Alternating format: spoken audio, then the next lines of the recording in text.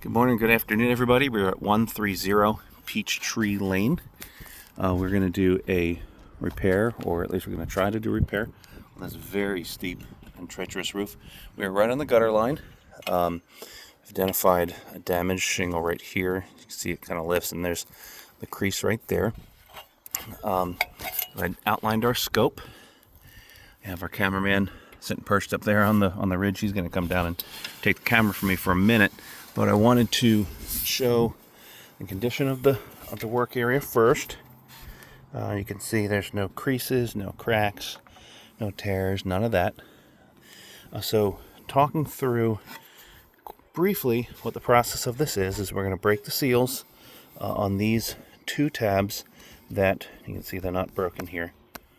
They're going to break them first, and then we're going to break a layer here and then a layer up there. That allows us to get access to the nails underneath. I'm going to pull the nails. That'll allow us to take this shingle out and put this shingle back in. This is a GAF Royal Sovereign. That I believe is what the RLS said was on the roof. And then we're going to take a look at, see if there's any collateral unintended damage. And then we'll just kind of let the results speak for themselves. So now, different patterns of damage we're going to have to be on the lookout for is creasing. That's kind of what everybody always talks about. But we also have to be looking out for material transfer. That's when the adhesive along here sticks to the top and the bottom and pulls material on both. It damages both the top and the bottom of the shingle. We're also looking for granule loss, and not just the incidental little stuff that comes off, but a lot like cascading down. We're also looking for tearing at the nail heads. When you're pulling those nails, they can kind of tear and just shred the shingles underneath. So those are kind of things. You can also look for delamination on a laminate shingle, but that's not what we have here. So, and then depending on the tool you have, you could have impact damage if you miss the shingle. But we're pretty good at this. We don't tend to hit the shingle with the hammer. So I have why don't you come on down, cameraman, and I'll hand the camera to you. Again, this is a very steep and treacherous roof, so he's taking his time. And you notice outside the scope here, we do have a little bit of a crease here. But again, that's outside of our scope, so that's not going to be included in any kind of discussion for damages. So, all right, I'm going to hand this off to you, and if you can reach, just make sure I stay in the field of view as best as possible. You can reach. Sorry about the weird camera views, everybody. Once again, this is a super steep roof, so safety first. As always, no roof is worth your health or your life. So we have 1 second. Yeah. Oh, yeah. So, cameraman, cameraman, you're going back up to the ridge? Mm-hmm. Yeah. The cameraman's going back up to the ridge. I'm not doing anything right now until he gets back up and can get me back in view.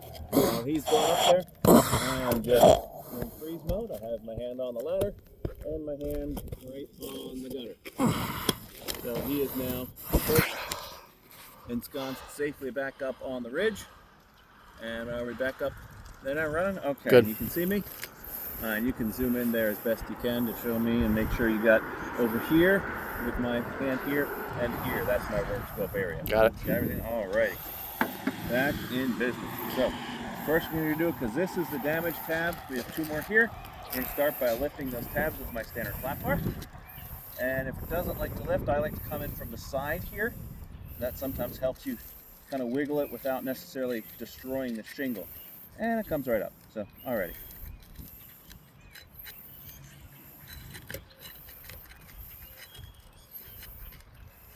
Now afterwards, because this is a steep roof, if I find damage, I'm going to notate it. But I'm not going to have the cameraman climb back down. We will get afterwards pictures. So I'll mention it, and if we get a chance, he'll maybe try to climb down. But we'll get pictures afterwards, and maybe he can zoom in so you can kind of see what we're talking about. There we go.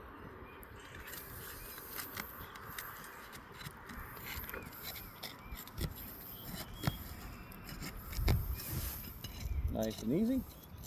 Shingles coming up nice and easy. When you're popping these, you got to make sure you don't jam at it. If you're getting any kind of resistance, pull back. You don't want to shred the shingles.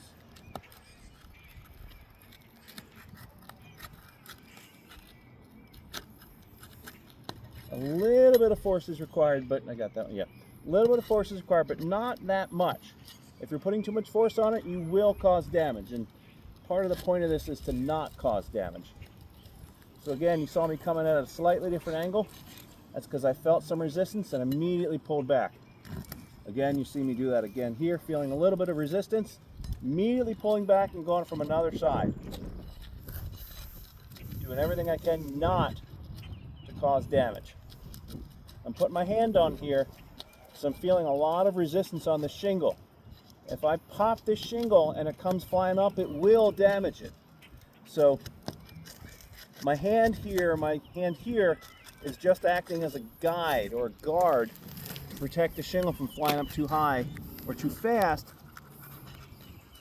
and causing damage. These are all things we do to protect the roof while we're working.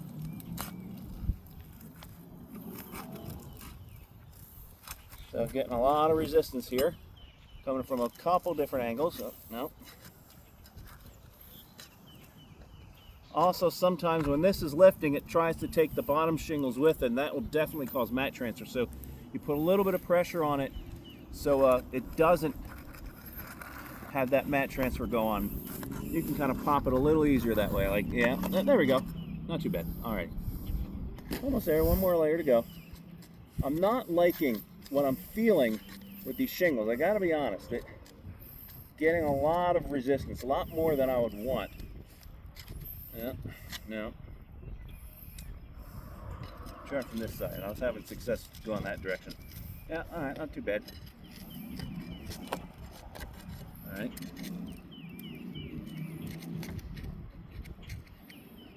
I'm guessing I'm going to see some material transfer, but you never know. I've been wrong before. One more. Can I go this way? Come out from another side, another angle.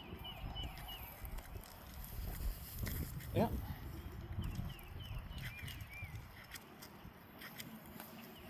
Doesn't like that. There we go. All right, nice and popped everything up. Okay. Now I'm going to lift it up slightly to check the transfer. We do have some mat transfer there. Got it there. Got it there. That wasn't lifted. Got it there. So I'm seeing mat transfer, material transfer in every single shingle. That's not what I wanted to see. Well, phooey. All right, onward. I'm going to pull these nails up.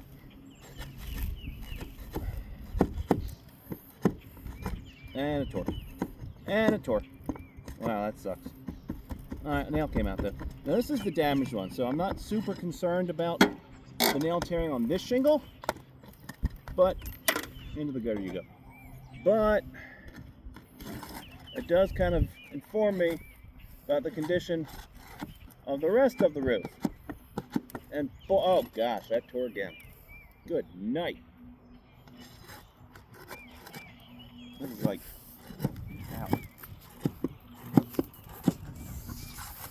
There's two nails here, and that's proper because it's a steep roof. It's right on the cusp of whether it's supposed to be by code, and I think the roofer did the right thing. They're right in the nail zone too, so it's not like he had to, but it's just a recommended thing. So good form. But the nails are right in the nail zone, so it's not too high, not too low. And it tore there. All right, well, we'll come back for it.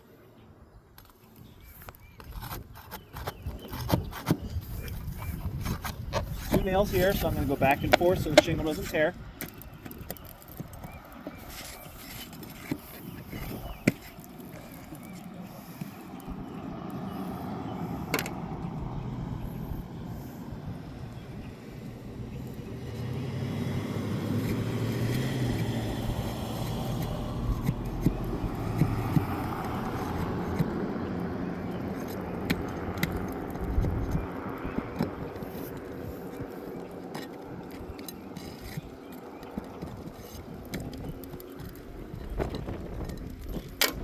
nails.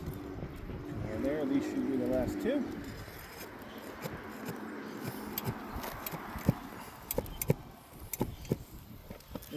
And tiny little bit of tearing here, but nothing too bad.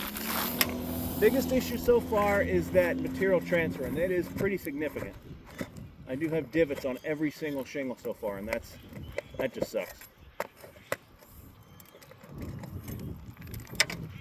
I mean, really. I was hoping for something better than that. I got one more nail here I gotta pull. That one's kind of stuck. Now and again, you got a nail that likes to stick in there. Maybe I can pull it out anyway. Let's see. It should come out except for that one. Oh, there's another one here, wasn't it? Let's see.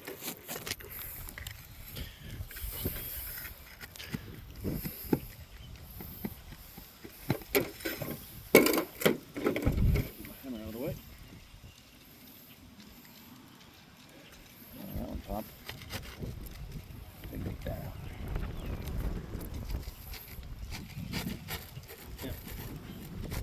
Yep, there we go. Okay, shingles out.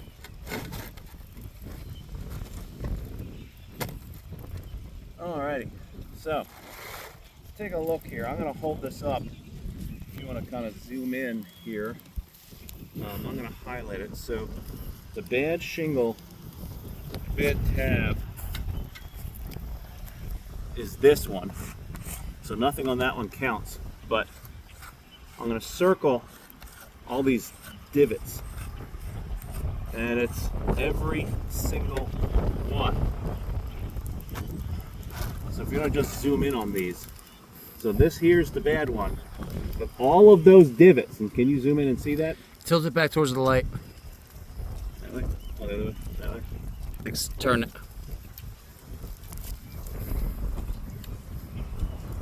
Well, we'll have this down on the ground. Yeah, there you go. So yeah, you can see the more the sun hits it. All right. Perfect, Yeah. perfect. Yeah, you see those divots that I circled? That is material transfer, and that is pretty significant. That is, like, you put your finger on that's like a millimeter or two. That's pretty significant. So I don't know what we're gonna do about that. That's a problem. Alrighty. Well, that sucks. Now I also have a small crease forming right here.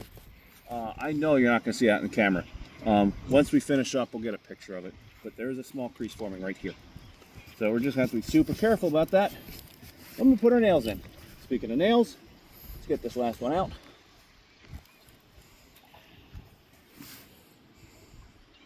There. Okay, you got all of them now? Oh, no, not that one.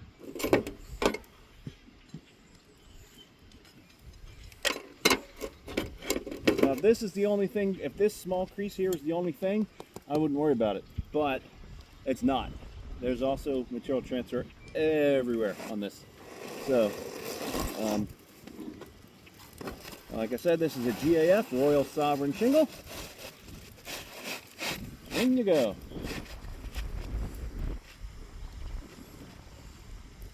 As close as we could get to what the RLS said, by the way. Yeah. Sometimes you do the best you can with what you got, or what you have available.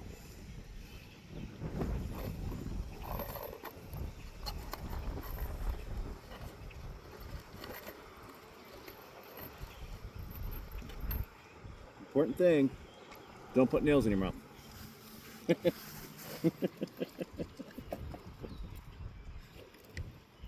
Alright. Now, it's important to notice, we're only lifting about 30 to 40 degrees. We're not jamming that thing super high. Oh, nail in nice.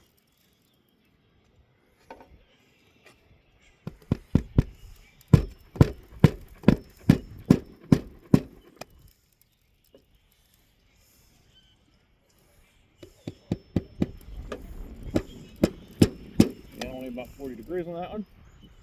I'm going to stay here, start on the other side. I got one more to put on over there, but I got to go up a rung.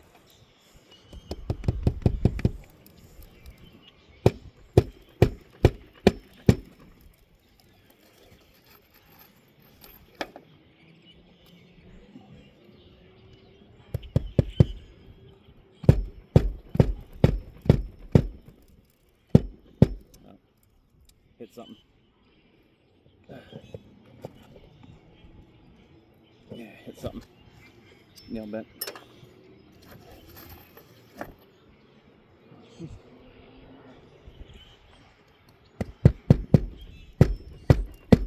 Much better.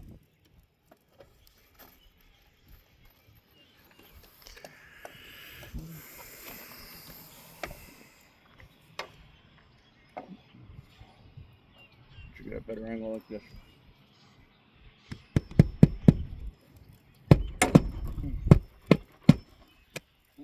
Alright. Fortunately, the crease here didn't get any worse.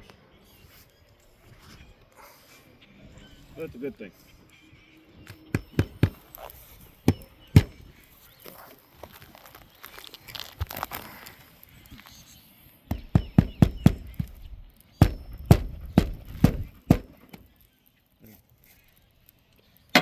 So, take a look, and I'll mark these. We have material transfer on that one, that one, that one, that one, that one, that one, that one, that one, that one, and that one. We have creasing on that one. We have creasing there a little bit. That was already there, I think. I'm not going to credit that. All right, so we have mat, transfer, creasing. We just have a little bit of tearing, so I'll write it down. Again, the tearing, not a huge deal, but in the presence of everything else, I'm going to count that. The creasing, again, it's not a big deal, but in the presence of everything else, we really should count it. Big takeaway from here is mat transfer everywhere. The reason mat transfer is a problem is because that shingle is not going to seal properly again. Even if you hand seal it with tar, it creates a wind-driven rain problem. It's just not going to ever sit properly again. It's not a quality, it's a quality problem. So what happens is you can hand seal it, but that divot is now always there. So wind-driven rain is going to get back up under there and soak into the underlying shingles and into the wood and then into the house. So it's never going to shed water the right way again. It decreases the lifespan of the shingle, and you have a quality problem. So this roof repair is a fail. Fail for those particular reasons. If you have any questions, anything you want to bring up, anything you want to address, please give me a call, give me a text, give me an email. I'm very, very, very responsive. Otherwise, I'll see you all around the horn.